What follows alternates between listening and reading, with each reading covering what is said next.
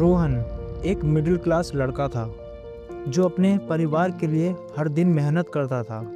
उसका सपना था कि एक दिन अपना एक छोटा सा घर हो और माँ बाप के साथ सुकून से ज़िंदगी गुजारे।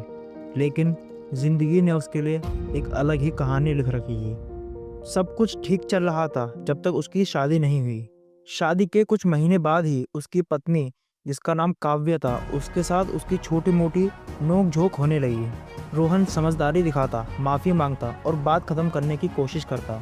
लेकिन एक दिन काव्या ने पुलिस कंप्लेंट कर दी, ये इल्ज़ाम लगाते हुए कि रोहन और उसके घर वाले उस पर दहेज का दबाव बनाते हैं।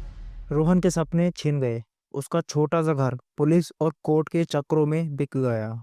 माँ बाप अपने बेटे के लिए शर्माए हुए थे क्योंकि समाज का दाग उन पे भी लग गया था।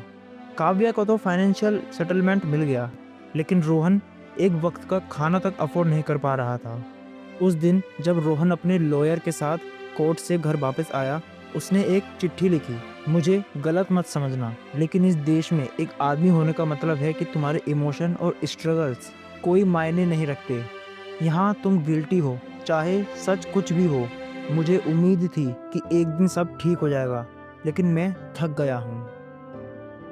अगली सुबह रोहन अपने कमरे में शांत मिला। उसकी चिट्ठी वायरल हो गई थी, लेकिन तब तक बहुत देर हो चुकी थी। लोग सोशल मीडिया पर #जस्टिस फॉर रोहन ट्रेंड करने लगे, लेकिन ये सिर्फ एक फ्लीटिंग आउटरीच था। काव्या एक नए रिलेशनशिप में थी और रोहन की फैमिली ने अपना सब कुछ खोकर अपने गांव लौटने का फैसला किया। समाज ने फिर एक कहानी बुला दी। एक और रोहन अपने इंसाफ का इंतजार करता रह गया। सोचने की बात यह है कि क्या यही हमारा समाज है, जहां इंसाफ जेंडर के नाम पर होता है और सच्चाई कोई नहीं सुनता। रोहन की कहानी एक आदमी का दर्द है जो हर दिन इस सिस्टम का शिकार बनता है, लेकिन आवाज़ उठाना बेकार लगता है क्योंकि आवाज़ सिर्फ सुनाई जाती है, समझी नहीं जाती।